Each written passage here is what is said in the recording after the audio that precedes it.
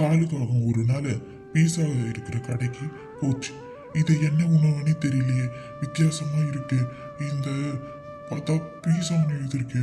இந்த உணவு எப்படி தான் இருக்கும், நம்ம சாப்பிட்டு பார்க்கணும் அப்படின்னு காலுக்காக சொல்லி கொண்டு இருந்தது. உடனே பீஸா கடையில் உள்ளே சென்று நம்ம பார்க்கணும்.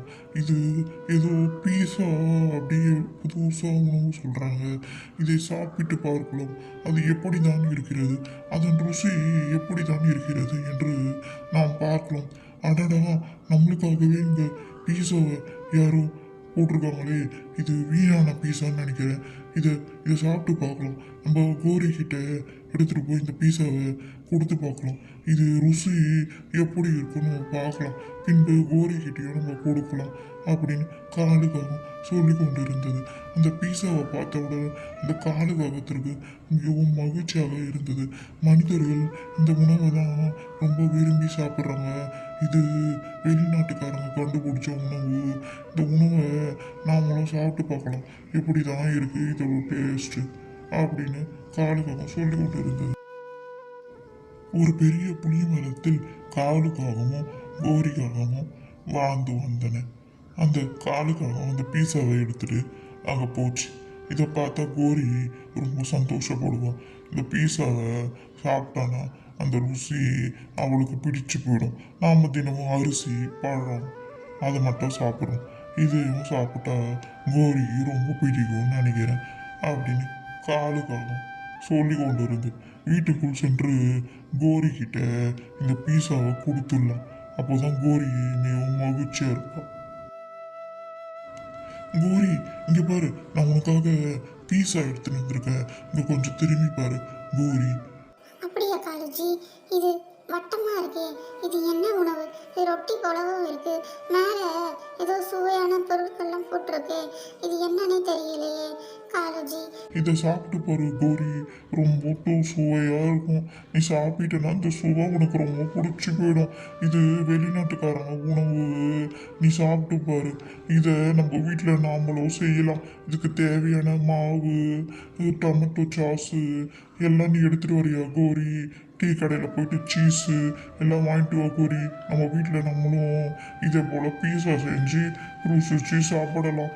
இந்த உணவு நீ சாப்பிட்டேன்னா நீ திரும்ப திரும்ப சாப்பிட்டுட்டே இருப்ப கோரி, அவ்வளோ ருசியாக இருக்கும். சரி காலேஜி, நான் போயிட்டு மாவு தேவையான தக்காளி எல்லாம் எடுத்துட்டு வரேன் காலேஜி. காலேஜி நம்மள மைதா மாவு வாங்கிட்டு வர சொன்னார். இந்த கடையில் இருக்கும்னு நினைக்கிறேன் மைதா மாவு.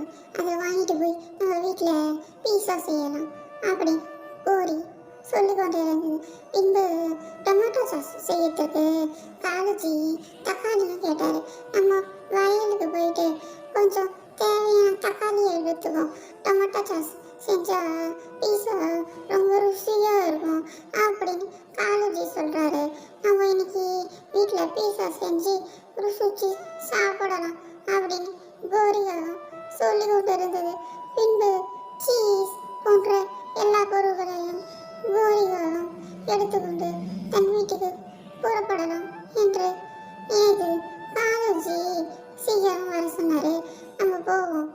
காலேஜி, இங்கே பார்த்தீங்களா, நான் தக்காளி எல்லாம் எடுத்துட்டு வந்திருக்கேன். நம்ம பீஸா செய்ய ஆரம்பிக்கலாம். பீஸா செஞ்சு இன்னைக்கு சுவையா ருசிச்சு சாப்பிடலாம்.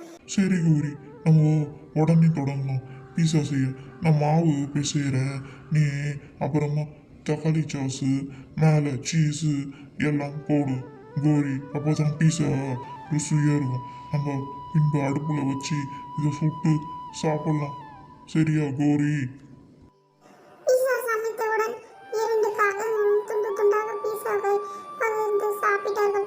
ஆஹா காலேஜி, இதன் சுவையே அருமையாக இருக்கிறது, இது ரொம்ப சுவையாக இருக்கிறது. உங்களுக்கு ஒன்று தெரியுமா கிளி, காலும் கோரியும் பீஸா என்ற ஒரு புதிய உணவை இங்கிருந்து எடுத்துட்டு வந்திருக்காங்க. அந்த உணவை சமைத்து சாப்பிடுகிறார்கள் இந்த காலும் கோரியும். மீதமான உணவை வெயிலில் காய வைத்தும் ஃப்ரிட்ஜில் வைத்தும் இந்த காலும் கோரியும் தினமும் சாப்பிடுகிறார்கள். இந்த மாதிரி இந்த காலும் கோரியும் ரொம்ப அட்டகாசம் பண்ணுகிறார்கள் இந்த காட்டில். என்னதான் செய்வது என்று தெரியவில்லை. இந்த காட்டில் நாம் எப்படி நான் வாழ்வது? இந்த காலுக்காகவும் கோரிக்காகவும் இருந்தால் போதும், இந்த காடு உருப்பட்டு விடும் என்று புறா புலம்பிக் கொண்டிருந்தது. இந்த